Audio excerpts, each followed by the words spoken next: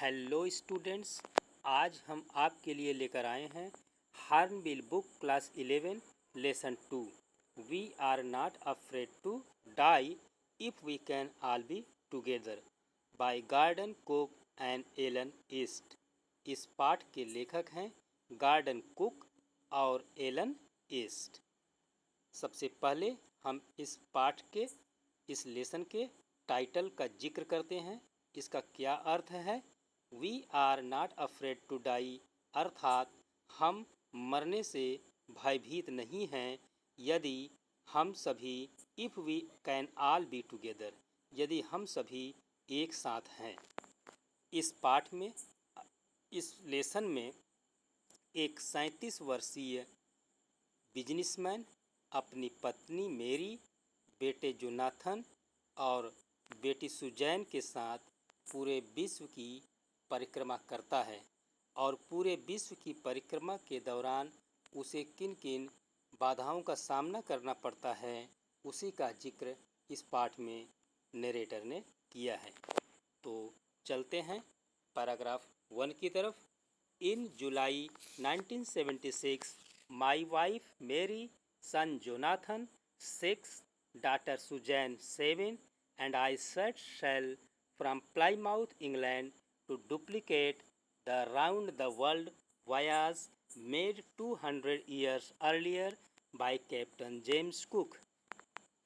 In July 1976, यह घटना 1976 की है। जुलाई का महीना था। माई वाइफ मैरी, मेरी पत्नी मेरी, सन जोनाथन 6, मेरा बेटा जोनाथन जो कि 6 वर्ष का था, डॉटर सुजैन 7 और मेरी बेटी सुजैन जो कि 7 वर्ष की थी, एंड आई और मैं, अर्थात इस कहानी का नरेटर, सेट सेल समुद्री यात्रा पर चल दिए। कहाँ से चल दिए? फ्रॉम प्लाईमाउथ, इंग्लैंड से। इंग्लैंड में एक स्थान का नाम है प्लाईमाउथ। तो प्लाईमाउथ इंग्लैंड से पूरे विश्व की परिक्रमा करने के लिए मैं, मेरी पत्नी मेरी, बेटा जोनाथन जो कि 6 वर्ष का था और बेटी सुजैन जो कि 7 वर्ष की थी, जुलाई 1976 में प्लाईमाउथ इंग्लैंड से चल दिए। टू डुप्लीकेट, डुप्लीकेट का अर्थ होता है कॉपी करना, नकल करना। The round the world, round the world का अर्थ होता है विश्व के चारों तरफ उसकी परिक्रमा करना।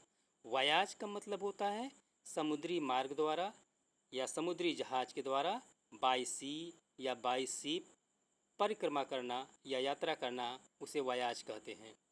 Made 200 years earlier by captain James cook. यहाँ पर यह बताया गया है कि 200 वर्ष पहले कैप्टन जेम्स कुक ने पूरे विश्व की परिक्रमा समुद्री मार्ग से की थी और उसी की डुप्लीकेट करने के लिए, उसी के परिक्रमा का डुप्लीकेट करने के लिए, कॉपी करने के लिए हम लोगों ने भी निश्चय किया। एक बार पुनः इस पैराग्राफ को हम देख लेते हैं। In July 1976 my wife Mary, son Jonathan 6, daughter Suzanne 7 and I set sail from Plymouth England to duplicate the round the world voyage made 200 years earlier by captain James Cook. जुलाई 1976 में मेरी पत्नी मेरी, 6 वर्ष का बेटा जोनाथन, 7 वर्ष की बेटी सुजान और मैं प्लाईमाउथ इंग्लैंड से कैप्टन जेम्स कुक द्वारा 200 साल पहले समुद्री मार्ग से की गई धरती की परिक्रमा को दोहराने निकल पड़े। नेक्स्ट लाइन हम देखते हैं।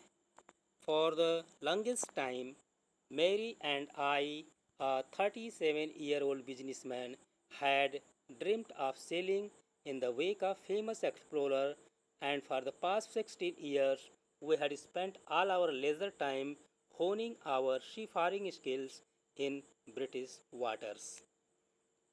For the longest time, longest time का अर्थ है लंबे समय से।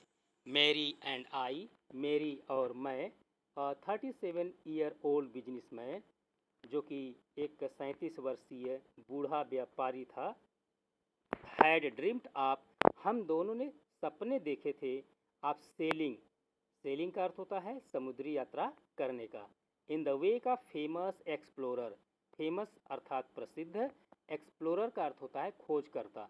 यहाँ पर एक्सप्लोरर कौन है? किसकी बात की गई है? कैप्टन जेम्स कुक की, जिसकी वो लोग नकल कर रहे थे। Sailing in the wake of famous explorer, तो उस प्रसिद्ध खोजकर्ता की नकल करने के लिए।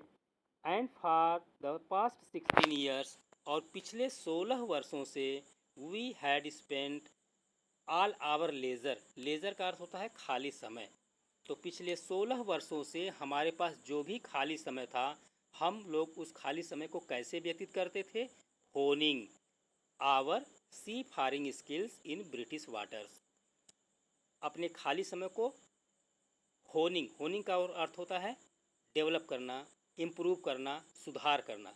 किस चीज़ में सुधार करना? सी फारिंग स्किल्स। सी फारिंग स्किल्स होता है, इसका मीनिंग है कि समुद्र में यात्रा के अपने अनुभवों को और बढ़ाना। इन ब्रिटिश वाटर्स, ब्रिटिश वाटर्स का अर्थ है कि ब्रिटिश क्षेत्र में जो आसपास समुद्र हैं उसमें समुद्री यात्रा करके अपनी कुशलता को और सुधार करना। एक बार पुनः इस पैराग्राफ को देख लेते हैं। फॉर द लॉन्गेस्ट टाइम मेरी and I, a 37-year-old businessman, had dreamt of sailing in the wake of the famous explorer, and for the past 16 years we had spent all our leisure time honing our seafaring skills in British waters. काफ़ी लंबे समय से मेरी और मैं, एक 37 वर्षीय व्यापारी, महान खोजकर्ता की तरह समुद्री यात्रा करने का सपना देखते आए थे, और पिछले 16 सालों से हमने अपना फुर्सत का सारा वक्त ब्रिटेन के समुद्री क्षेत्र में समुद्री यात्रा के अपने हुनर को निखारने में बिताया था। Paragraph number 2, our boat wave walker. अब नरेटर अपनी नाव का वर्णन करता है। उस नाव का नाम था wave walker.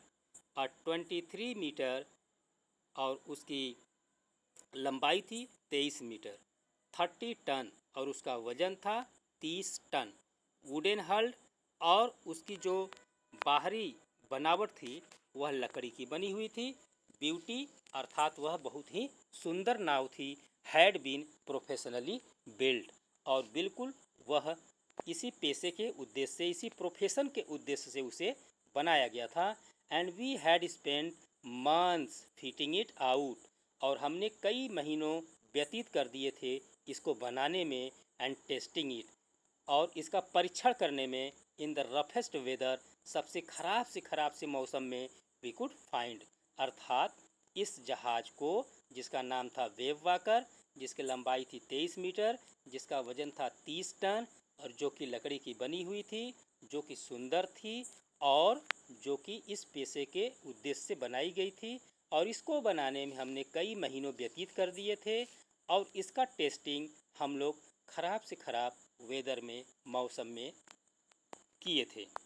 Next paragraph, the first leg of our planned 3-year 1,05,000 kilometre journey passed pleasantly as we sail down the west coast of Africa to Cape Town. First leg का मतलब होता है पहला पार्ट। लेग का अर्थ यहाँ पर है part, यानी कि भाग। तो first leg of our planned 3 year, इनकी जो यात्रा प्लानिंग की गई थी वह 3 वर्ष की थी, और 3 वर्ष की प्लान्ड जो उनकी जर्नी थी, यात्रा थी, उसका फर्स्ट लेग यानी कि उसका पहला भाग 1,05,000 किलोमीटर की जर्नी थी। और यह जर्नी 1,05,000 किलोमीटर की उनकी यात्रा पास्ट प्लेजेंटली, बिल्कुल खुशनुमा व्यतीत हुआ। As we sail down the west coast of Africa to Cape Town, और वे लोग प्लाईमाउथ इंग्लैंड से निकले थे, और वहाँ से निकलने के पश्चात अफ्रीका के पश्चिमी तट पर पहुँचे, और अफ्रीका के पश्चिमी तट से पहुँचने के पश्चात वे सीधे केप टाउन पहुँच गए। तो इसका हिंदी अर्थ एक बार पुनः देख लेते हैं। हमारी योजनाबद्ध 3 वर्षों की अवधि का पहला चरण 1,05,000 किलोमीटर की यात्रा बड़े अच्छे से गुजरी। हमने अफ्रीका के पश्चिमी तट से केप टाउन तक की यात्रा की। नेक्स्ट लाइन है, there before heading east we took on 2 crewmen, American Larry Weasel and Swiss Herb Sizzler, to help us tackle one of the world's roughest seas, the southern Indian Ocean. अब चारों लोग कहाँ पर पहुँच गए हैं? Cape Town. There वहाँ पर, अर्थात जब वे लोग केप टाउन पहुँच गए। बिफोर हेडिंग ईस्ट, ईस्ट अर्थात पूरब। अब वहाँ से उनको किस दिशा में जाना था? पूरब की दिशा में जाना था। हेडिंग ईस्ट का मतलब पूरब की तरफ चलना। तो केप टाउन से पूरब की तरफ जाने से पहले, बिफोर अर्थात पहले, वी टूक ऑन टू क्रूमैन, वहाँ पर उन्होंने दो नाविकों को, दो क्रूमैन को किराए पर लिया, अर्थात अपनी मदद करने के लिए, और दो लोगों को लिया। एक का नाम था अमेरिकन, जो कि अमेरिका का निवासी था, और उसका नाम था लैरी विजिल। और दूसरा जो व्यक्ति था वह स्विस था। स्विस अर्थात स्विट्जरलैंड का रहने वाला था, जिसका नाम था हर्ब सेजलर। तो केप टाउन से पूरब की तरफ चलने से पूर्व हम लोगों ने दो नाविकों को किराए पर लिया अपनी मदद करने के लिए। एक अमेरिका का रहने वाला था जिसका नाम था लैरी विजिल, और दूसरा स्विट्जरलैंड का रहने वाला था जिसका नाम था हर्ब सेजलर, टू हेल्प अस। और हम लोगों ने इन दोनों को अपने साथ क्यों लिया? टू हेल्प अस, ताकि वे लोग हमारी मदद कर सकें। Tackle one of the world's roughest seas, the southern Indian Ocean. Southern का मतलब होता है दक्षिण, इंडियन ओशियन का मतलब हिंद महासागर। अब उसके बाद उन लोगों को दक्षिण हिंद महासागर से यात्रा करना था, और सदर्न इंडियन ओशियन अर्थात दक्षिण हिंद महासागर एक रफेस्ट सी माना जाता है। संसार का सबसे, वहाँ पर जो मौसम होता है बहुत ही बुरा मौसम होता है। तो उस खराब से खराब मौसम में सामना करने के लिए, उनकी मदद करने के लिए इन दोनों व्यक्तियों को अपने साथ उन्होंने लिया। On our second day out of Cape Town, अब वे सभी लोग, चारों लोग, और साथ ही साथ वे दोनों क्रूमैन, एक अमेरिकी और एक स्विट्जरलैंड के निवासी, दोनों लोग, अर्थात अब कितने लोग हो गए? 6 लोग हो गए। अब वो लोग केप टाउन से आगे चल दिए। On our second day out of Cape Town से चलने के दूसरे दिन, अर्थात वे सभी लोग केप टाउन से आगे पूरब की तरफ चल दिए, और वहाँ से चलने के बाद दूसरे दिन की बात है, we began to encounter strong gales. उनका सामना किससे होना शुरू हो गया? स्ट्रॉन्ग गेल से। गेल का अर्थ होता है तेज हवा, इनकाउंटर का अर्थ होता है सामना करना। We began to encounter strong gales, हम लोगों ने या हम लोगों का सामना तेज हवाओं से होने लगा। कहने का तात्पर्य है कि नरेटर, उसकी पत्नी मेरी, उसका बेटा जोनाथन, उसकी बेटी सुजैन, और दोनों क्रूमैन, एक अमेरिकी और दूसरा स्विट्जरलैंड का, ये सभी 6 लोग केप टाउन से जब पूरब की तरफ चले, तो पूरब की तरफ चलने के दूसरे दिन उनका सामना तेज हवाओं से होने लगा। For the next few weeks they ब्लीव continuously, अगले कुछ सप्ताह तक वे लगातार चलती रही। वे तूफान का तेज गति से चलते रहे। Gales did not worry me, narrator कहता है कि हमें तो गेल से कोई चिंता नहीं थी। जो तेज हवाएं चल रही थी, गेल चल रही थी, गेल का मतलब तेज हवाएं, वो जो तेज हवाएं चल रही थी, उन तेज हवाओं से मुझे कोई चिंता नहीं थी। बट लेकिन हमें चिंता किस बात से थी?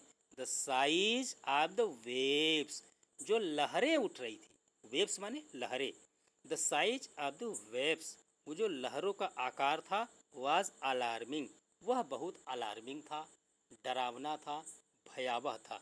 यहाँ पर नरेटर यह कह रहा है कि जो तेज हवाएं चल रही थी, उसे, उस तेज हवाओं से डर उतना नहीं लग रहा था, या उससे वो डरता नहीं था, बल्कि उसे जो डर लग रहा था वो बड़ी बड़ी लहरों से था। But the size of the waves was alarming, लेकिन लहरों का आकार बहुत भयावह था। अप टू 15 मीटर्स, और उन लहरों की ऊंचाई कुल कितनी मीटर तक उठती थी? 15 मीटर तक। As high as our main mast, और लहरों की ऊंचाई उतनी ऊंची होती थी जितना उनके जहाज वेव वाकर का मुख्य मास्ट होता था। मास्ट क्या होता है? जिसे मस्तूल कहते हैं। एक बिल्कुल सीधा सा जहाज में ऊपर की तरफ ऊपरी हिस्सा जो होता है उसे मास्ट कहते हैं। नेक्स्ट पैराग्राफ की तरफ चलते हैं। दिसंबर 25 found us 3005 kilometres east of Cape town.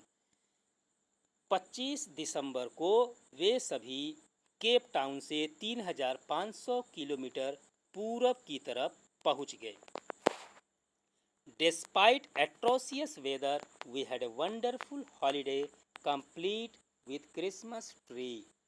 उसके बाद नरेटर कहते हैं कि एट्रोसियस वेदर अर्थात खराब मौसम के बावजूद, एट्रोसियस का मतलब होता है खराब, डिस्पाउट का मतलब होता है बावजूद।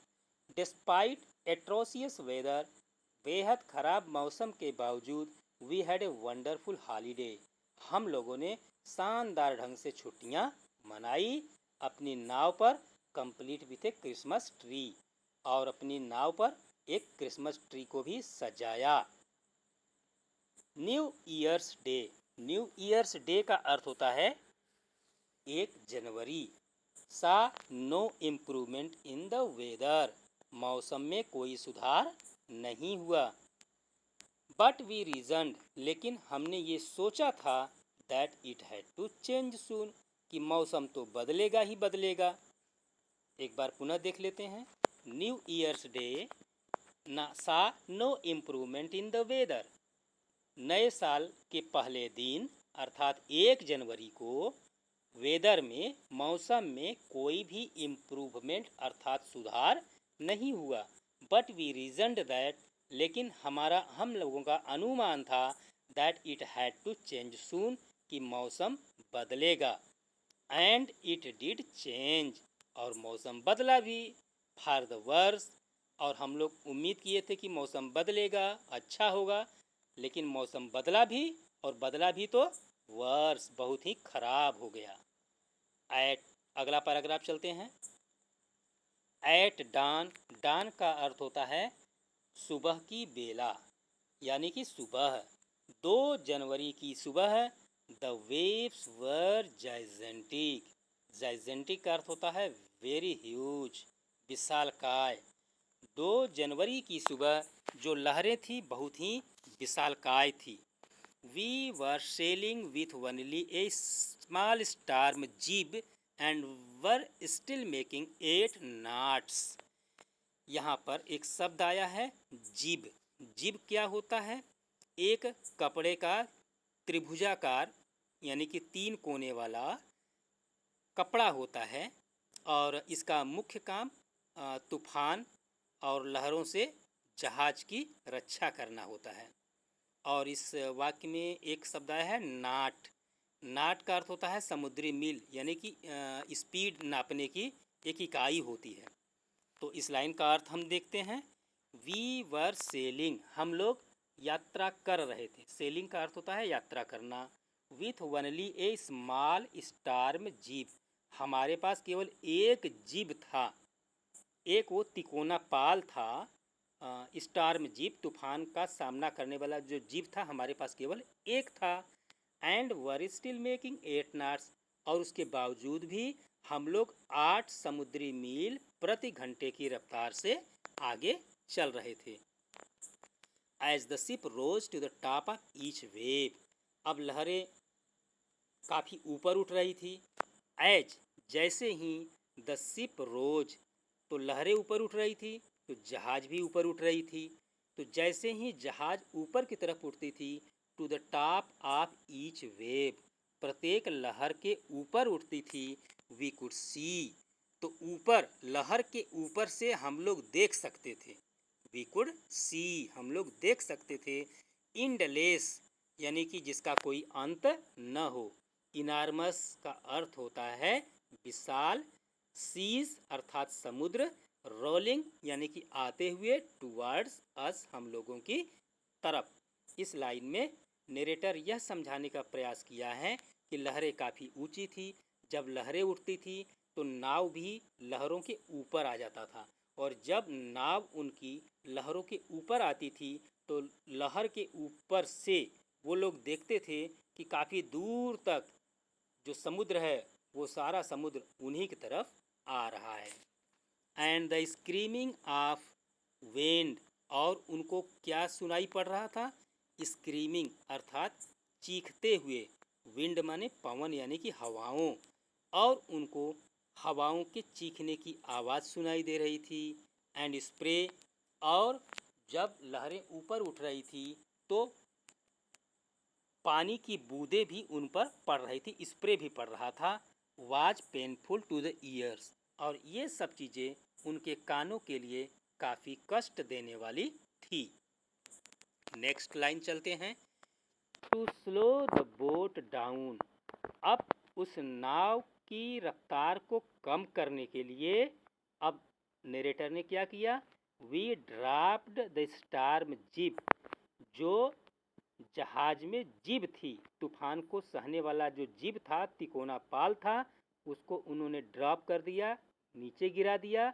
And lashed a heavy mooring rope, mooring rope का अर्थ होता है एक मोटी रस्सी, एक मोटी रस्सी उन्होंने बांध दिया in a loop across the stern, और एक भारी रस्सी का फंदा बनाकर, जैसे गोल फंदा होता है तो एक गोल फंदा बनाकर नाव के नीचे पिछले हिस्से के आर पार बांध दिया।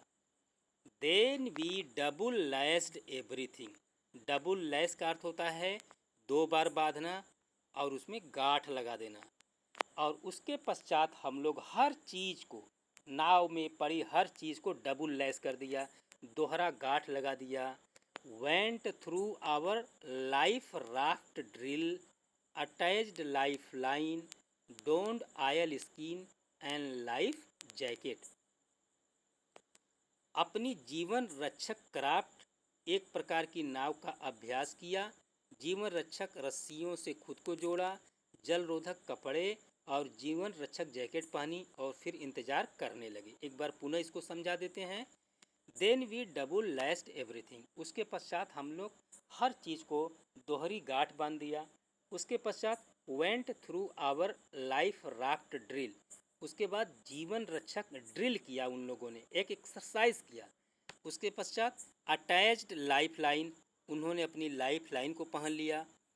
डोंड आयल स्किन, आयल स्किन का यहाँ पर अर्थ है एक मोटा कपड़ा जो कि वाटर प्रूफ हो, और उस मोटा कपड़ा जो कि वाटर प्रूफ है, ऊपर आयल भी लगा हुआ है, तो वाटर प्रूफ कपड़ा को ही एक तरीके से यहाँ पर आयल स्किन कहा गया है। तो उन्होंने ये सब चीज़ें पहन लिया अपनी सुरक्षा के लिए, लाइफ लाइन पहन लिया, आयल स्किन यानी कि वाटर प्रूफ कपड़े पहन लिया, और लाइफ जैकेट भी पहन लिया। एंड वेटेड, और फिर इंतज़ार करने लगे। अगला पैराग्राफ है the first indication of impending disaster. देखिए, इम्पेंडिंग का अर्थ होता है coming to, which is going to happen soon, अर्थात जो शीघ्र होने वाला है, जिसका आभास हो जाता है लोगों को कि ये घटना आने वाले समय में होने वाली है, तो उनको भी इंडिकेशन हो गया, एक तरीके से एक संकेत हो गया। The first indication, first indication का अर्थ होता है पहला संकेत, ऑफ इम्पेंडिंग डिजास्टर, अर्थात आने वाला संकट का उनको आभास हो गया। कितने बजे आभास हो गया संकट का? अबाउट 6 PM, शाम के 6 बजे, with an ominous silence. Ominous silence का अर्थ होता है डरावनी सी खामोशी। तूफान के पहले की जो शांति होती है, एक ऐसा कहावत भी होता है कि जब भारी तूफान आने वाला होता है तो उसके पहले शांति होती है, तो उसी तरह का आभास नरेटर को उस समय हुआ। अगली लाइन को हम देखते हैं। द विंड ड्राफ्ड, इसका मतलब क्या हुआ? हवा की जो स्पीड थी वह ड्राप हो गई, गिर गई, थम गई, कम हो गई। तेज गति से हवा चल रही थी, वह कम हो गई। And the sky immediately grew dark, और अचानक से क्या हो गया कि संपूर्ण आकाश में एकदम अंधेरा, बादल घिराए। Grave dark, then came a growing roar, और फिर उसके पश्चात रोर, रोर का अर्थ होता है दहाड़ने की आवाज़ सुनाई दी। Then came a growing roar, तेज से दहाड़ने की आवाज़ सुनाई पड़ी। एंड एन इनार्मस क्लाउड, और एक विशाल सा बादल, टावर, टावर का मतलब जैसे कोई मीनार होता है, आफ्ट ऑफ द शिप, जहाज के आफ्ट, आफ्ट का मतलब होता है पीछे के हिस्से की तरफ, तो जहाज के पीछे के हिस्से की तरफ एक इनार्मस क्लाउड, एक विशाल सा बादल, टावर, मीनार की तरह खड़ा दिखाई दे रहा था। विथ ऑर्डर, और मैं डर गया। आई रियलाइज, और मैंने महसूस किया that it was not a cloud, और जब मैंने महसूस किया तब ये पाया कि ये तो बादल नहीं है, बट ए वेव, बल्कि यह क्या है, समुद्र की एक लहर है।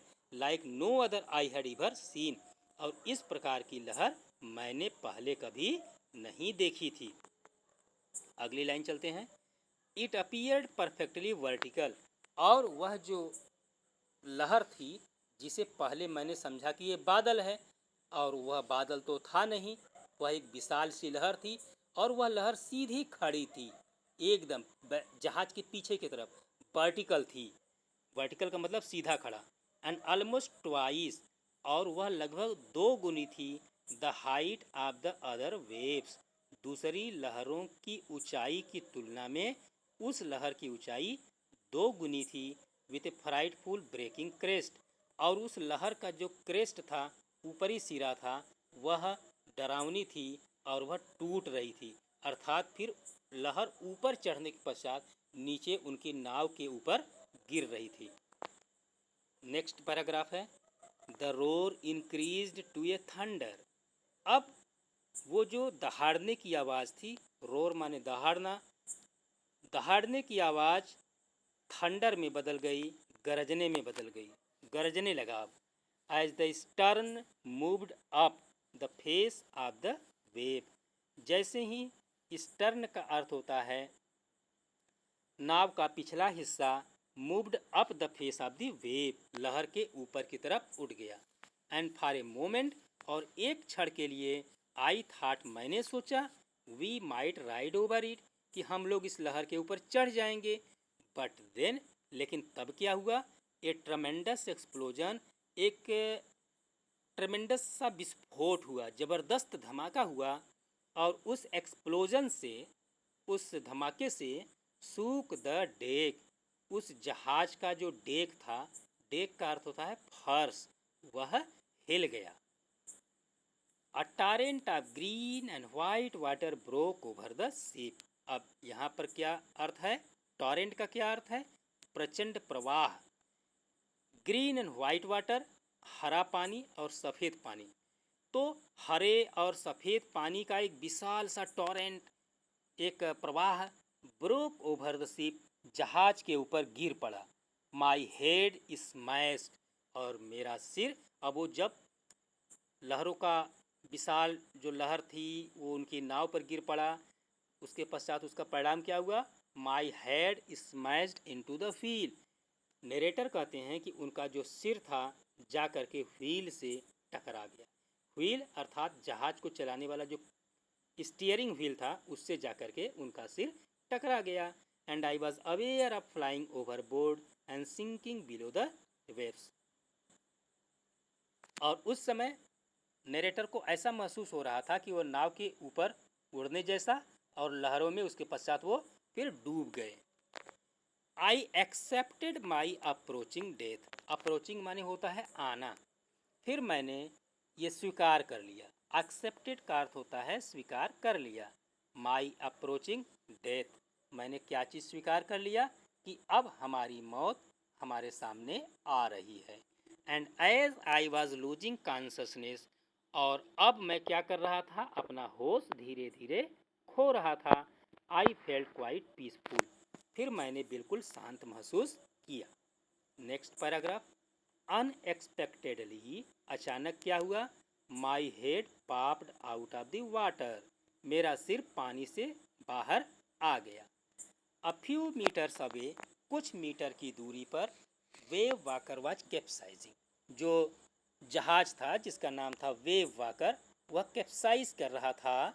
कैप्साइज का अर्थ होता है उलटने ही वाला था, डूबने ही वाला था या पलटने ही वाला था। और हर मास्ट almost horizontal.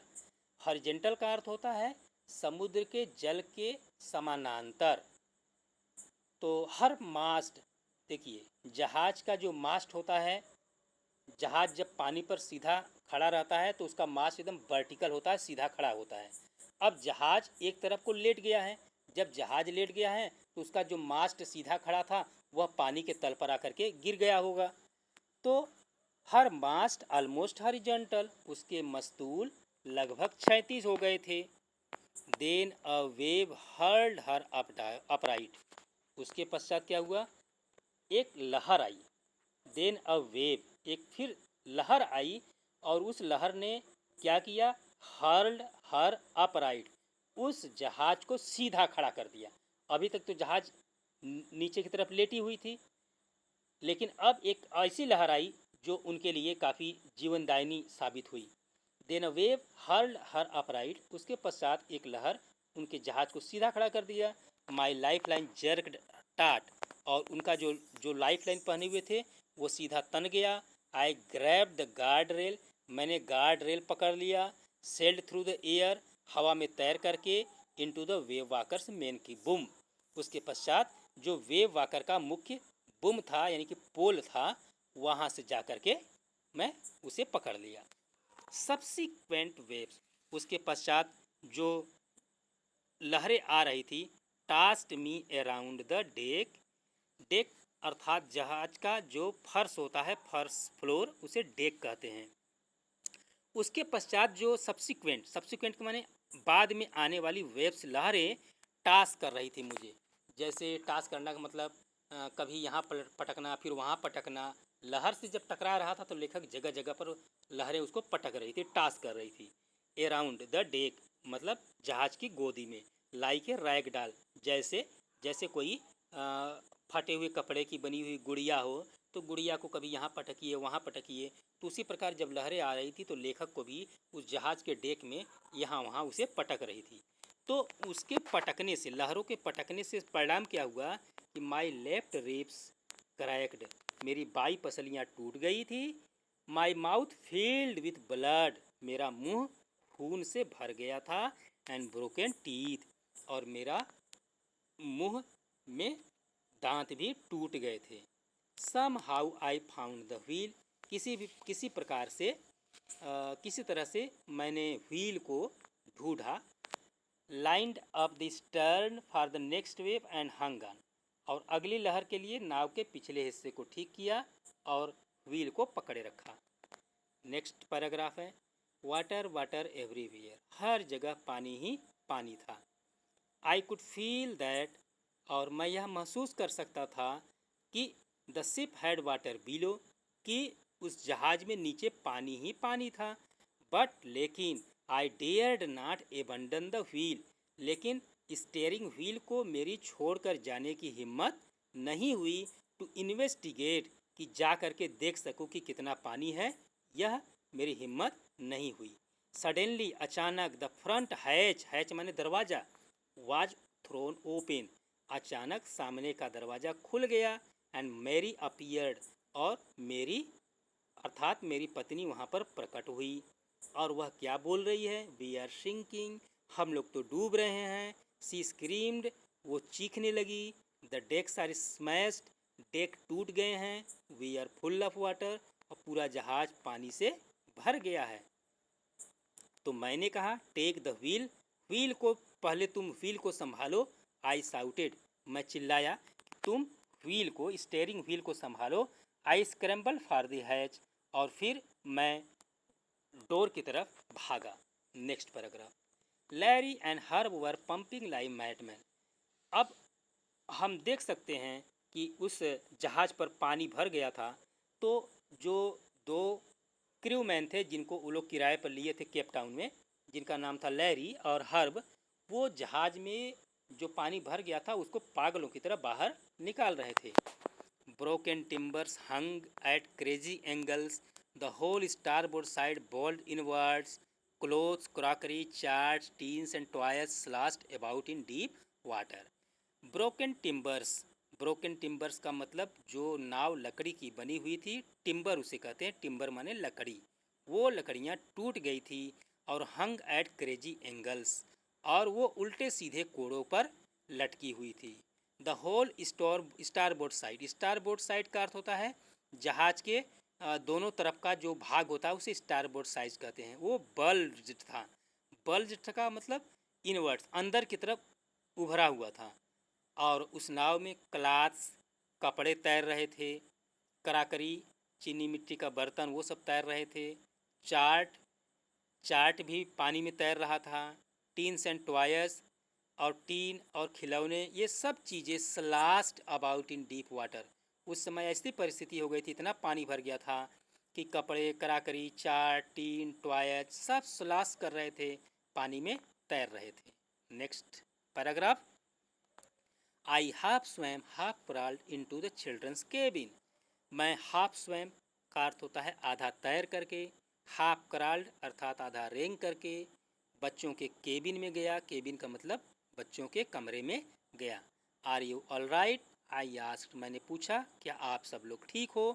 Yes they answered from an upper bunk, उन्होंने ऊपर के कमरे से उत्तर दिया, हाँ हम लोग तो ठीक हैं। But my head hurts a bit, said Sue, जो उनकी बेटी थी उसने जवाब दिया, लेकिन मेरे सिर में थोड़ी सी चोट है। Pointing a big bump above her eyes, और उसकी आंखों के ऊपर एक बड़ा सा घाव भी लग गया है। I had no time to worry about bumped heads, और वो स्यू बोल रही है कि मेरे सिर में भी एक बम्प्ड सूजन हो गया था और उसकी चिंता करने के लिए मेरे पास समय नहीं था। Next paragraph, after finding a hammer, screws and canvas, I struggle back on deck. फिर नरेटर को एक हैमर मिल गया, हैमर माने हथौड़ा, स्क्रू मिल गया यानी कि पेंच मिल गई, कैनवस अर्थात एक मोटा कपड़ा, ये सब जहाज में रखे हुए थे। तो जब उसे एक हैमर, स्क्रूज, कैनवस, ये सब चीज़ें उसके पास मिल गई, आई स्ट्रगल्ड बैक ऑन डेक, तो वह किसी तरह से संघर्ष करते हुए पुनः डेक पर पहुंचा। With a starboard side burst open, we were taking water with each wave that broke over us. नाव का दाहिना हिस्सा क्षतिग्रस्त होकर खुल गया था। स्टारबोर्ड साइड का अर्थ मैंने बताया था कि जो नाव का बायां हिस्सा है, जो दाहिना हिस्सा है, उसे स्टारबोर्ड साइड कहते हैं। तो उन लहरों की वजह से जो दाहिना हिस्सा था वो ओपन हो गया था, खुल गया था। We were taking water with each wave that broke over us, और हम लोग क्या कर रहे थे, वी वर टेकिंग वाटर, हम लोग पानी को बाहर निकाल रहे थे। ईच वेव, प्रत्येक लहर को, दैट ब्रोक ओवर अस, जो हमारे ऊपर नाव में आ रही थी, उस पानी को हम लोग बाहर निकाल रहे थे। If I could make some repairs we would surely sink. उसके बाद नरेटर ने ये सोचा कि अगर मैं नाव की मरम्मत न कर पाता तो हम सचमुच ही डूब जाते। Somehow I managed to stretch canvas and secure waterproof hatch covers across the gaping holes। तो होल का मतलब होता है छिद्र, तो जिन छिद्रों से होकर के पानी नाव में आ रहा था, उस छिद्र को बंद करने का मैंने किसी तरीके से मैनेज किया। देखिए इसका पुनः अर्थ बताते हैं। सम हाउ, किसी प्रकार, आई मैनेज, मैंने व्यवस्था किया, टू स्ट्रेच कैनवास, कि जो कैनवास था, मोटा कपड़ा था, उसे फैला दिया जाए। सिक्योर वाटरप्रूफ हैच कवर्स, और वाटरप्रूफ कवर फैला दिया जाए। अक्रॉस द गैपिंग होल, जो छिद्र हैं उनके पास। Some water continue to stream below, but most of it was now being deflected over the side. कुछ पानी अभी भी नीचे की ओर बह रहा था, लेकिन ज़्यादातर पानी अब मुड़कर दूसरी तरफ निकल रहा था। नेक्स्ट पैराग्राफ चलते हैं। मोर प्रॉब्लम्स एरोज, समस्या तब उत्पन्न और ज़्यादा हो गई। When our hand pumps started to block up. Hand pump का मतलब होता है वह पंप जो जिसके माध्यम से, जिस पंप के माध्यम से जहाज में भर गया पानी बाहर निकाला जा रहा था। तो समस्या तब उत्पन्न हो गई जब our hand pumps started to block up, जब हमारे पंप बंद होने शुरू हो गए। किसकी वजह से? विद द डेबरीज, डेबरीज की वजह से। डेबरी का अर्थ होता है मलबा, क्योंकि जहाज़ काफ़ी टूट फूट गया था, सब सामान इधर उधर बह रहा था तो मलबा हो गया। तो मलबे की वजह से जो जहाज़ का जो पाइप था जिससे पानी बाहर निकल रहा था, वह पाइप ब्लॉक होने लगा अराउंड द केबिन। तो केबिन के रूम के चारों तरफ जो मलबा बह रहा था, उस मलबे की वजह से उनका जो पंप था वह ब्लॉक होने लगा। And the electric pump short circuited, और इलेक्ट्रिक पंप भी शॉर्ट सर्किट होकर के रुक गया। द वाटर लेवल रोज थ्रिटेंगली, और पानी का स्तर खतरनाक ढंग से बढ़ गया। बैक ऑन डेक, और एक बार पुनः मैं डेक पर आया, गोदी जहाज के डेक पर आया। आई फाउंड दैट, मैंने पाया कि आवर 2 स्पेयर हैंड पम्प्स, जो हमारे एक्स्ट्रा हैंड पंप थे, जो पंप उनमें कुछ पंप एक्स्ट्रा भी रखे हुए थे, had been wrenched overboard along with foresail, the jeep, the dinghy, the main anchor। जब मैं वापस डेक पर आया तो मैंने पाया कि हमारे जो 2 अतिरिक्त पंप थे झटके से टूटकर नाव से अलग गिर गए हैं। और इसके अलावा जो along with four stress sail, जो 4 स्ट्रेस सेल था वह भी गिर गया है। द जीप वो भी गिर गया है। डिंगी, डिंगी का अर्थ होता है छोटी सी नाव, वह भी अलग थलग पड़ गई है। और मेन एंकर अर्थात मुख्य लंगर भी सब अलग थलग पड़ गए हैं। देन आई रिमेंबर्ड, तब मुझे याद आया कि we had another electric pump, कि हमारे पास तो एक और इलेक्ट्रिक पंप है under the chart room floor, chart room floor के नीचे एक हमारे पास और इलेक्ट्रिक पंप है। यह बात मुझे याद आया। I connected it to an out pipe, फिर मैं उस पंप को लेकर आया और ले आने के पश्चात उसे एक आउट पाइप से कनेक्ट किया, अर्थात जहाँ से पानी बाहर निकाला जा सकता है वहाँ पर उसे जोड़ा। And was thankful to find that it worked, और मैं बहुत आभारी था कि जब मैंने देखा कि यह तो काम कर रहा था तो मैं बड़ा प्रसन्न हुआ। The night dragged on with an endless bitterly cold routine of pumping, steering, working the radio.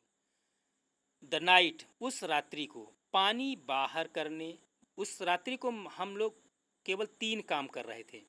और वह रात्रि कैसी थी? बिटरली कोल्ड, बहुत ही ठंड की रात थी।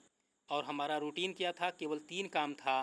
पहला काम था पंपिंग करना, अर्थात पंप से पानी बाहर निकालना।